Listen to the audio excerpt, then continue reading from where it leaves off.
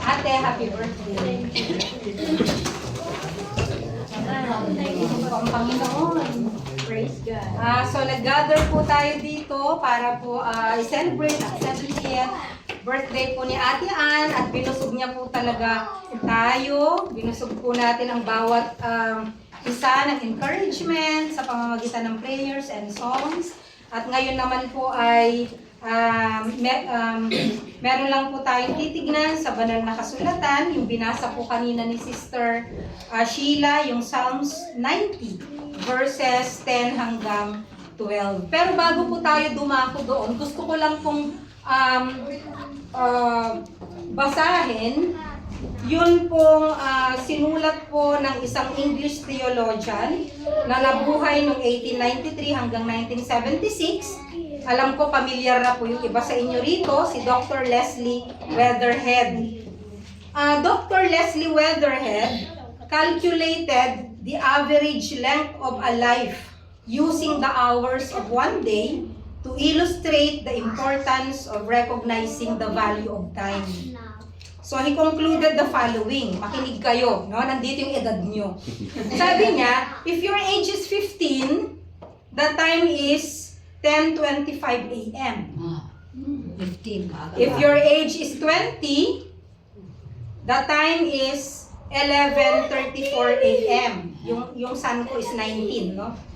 So if your age is 25, the time is 12:42 p.m.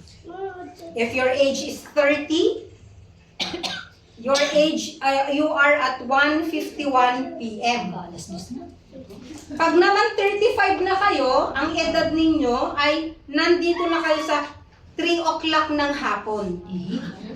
Pag 40 na kayo, nasa 4:08 na kayo p.m. Pag 45, nandun na kayo sa 5:15. Pag 50 na kayo, nasa 6:25 p.m. na kayo. Pag ikaw naman ay 55, ako po ay 56, nasa 7:24 p.m. Kapag 60, Night na yata ako. nandun kayo sa 8:42 p.m. Kapag 65 na kayo, nasa 9:51 p.m. At kapag 70, at mag-i-stop po tayo sa 70, nandun na po kayo sa 11 p.m. Binasa ko po yun, hindi para i-discourage si Ate Ann, no? At hindi para i-discourage tayo, no? Because it's a blessing na nakarating po sa 70 si Ate Ann. And it's a very big blessing po sa atin na nakarating din po tayo sa mga edad kung nasaan tayo ngayon dahil hindi po lahat ay nakakarating sa mga edad na to. So it's really a blessing. And you know what? Ang Diyos talaga napakagaling kasi kahit sa banal na kasulatan, nasusulat po talaga na ang sabi niya dito, as for the days of our life, they contain only 70 years. Ibig pong sabihin, ang average life po talaga ng tao na ay 70 years. Pero ang sabi niya, or if due to strength, 80 years. Yet their pride is but labor and sorrow, for soon it is gone and we fly away. So ano pong ibig sabihin doon? Ang ibig pong sabihin doon ay kapag nakarating ka ng 70, you are blessed. Pero mas marami pa ang bonus mo pag nakarating ka ng 80. At alam po natin na napakarami pa rin tao na nakakarating ng hanggang 100 years old. At higit pa po doon. Ano pong ibig kong sabihin? Kasi po, akala po natin dun sa binasa kanina ng mga oras na, ay, ganito na yung edad ko. Nasa hating gabi na ako, or nandun na ako sa hapon. Or, ay, andito pa, ganyan pa lang yung edad ko. Nasa katanghali ang tapat pa lang ako ng buhay ko. Yun po ay kung hindi pa tayo kukunin ng Panginoon. Pero as long as hindi pa po tayo kinukuha ng Panginoon, ibig sabihin, ang edad kung ito ay edad lamang, ito ay numero lang. Ang ganda ng nakalagay dun sa sa Isaiah chapter 43 verse 19, ang nakalagay doon ay He will make all things new.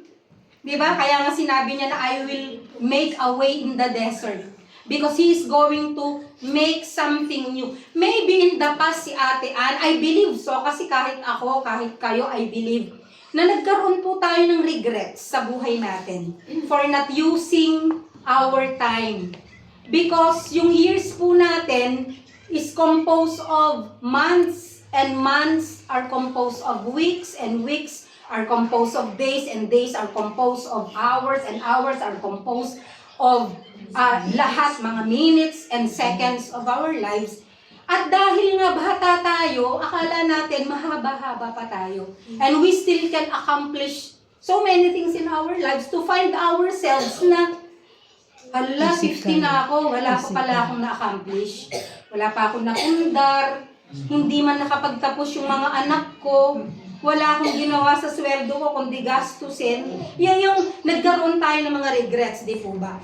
Pero ang good news is, if you messed up and you feel that you messed up, na marami kang failures sa life mo, I'm not talking about Ate Ann, pero sa lahat po sa atin, that I believe na all of us messed up, na nagkaroon tayo ng failures because of wrong choices, because of wrong use of our time, because we did not use our time wisely, and because we did not invest doon po sa taas, na dapat yung ini-spend po natin sa world ay i-spend natin sa Diyos for things that will have eternal value. But it's not too late. Okay? It's not too late because if God has a plan A and you missed the plan A, God has still the plan B for your life.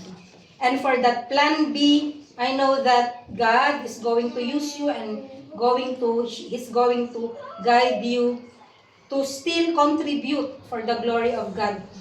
Alam niyo po ba yung sa KFC? Yung kung, alam niyo po ba, si Sanders na ang tanda na niya nung na-start ang KFC. And then, nung binili sa kanya yung franchise, he was 87 years old. At napakarami pong mga kwento na kung saan they still accomplish great things para sa kanilang sarili kahit nalumpas na sila ng 50. And we still can accomplish great things for the glory of God. So, hindi tayo dapat malungkot. Maaaring si Ate Ann, iniisip niya yung kanyang mga triumphs, yung pagpapalaki niya sa mga anak niya. It's a victory. Kasi hindi natin alam gaano kahirap magpaaral ng anak. Not only financially, because you can all have the finances, pero yung bata ayaw mag-aral. And it's really a burden for the part of the parents. Pero dahil po si Ate Ann, napagtapos niya ang kanyang mga anak, it's already an accomplishment. A great accomplishment and more accomplishment because they have come to know the Lord at dun pa sa mga kaapu-apuhan.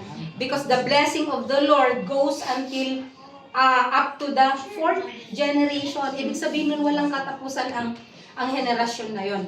So nabanggit kanina ni Ate Ann na she's planning to go home dahil magre-retire na siya. Whatever yung plans ni Ate Ann, I believe that kung saan man siya ay kalooban ng Diyos na pagpalain at gamitin po siya ng Panginoon. Maaring may mga na-miss po kayo sa age nyo in the past until 69 years old. But I believe the Lord is saying, I am making all things new. I will make a way into the desert. Even if you look and you see the desert in front of you, I believe that the Lord will prepare an oasis na makikita mo na, ito pala, that even in this age, in my 70th, God can still use me for the glory of God.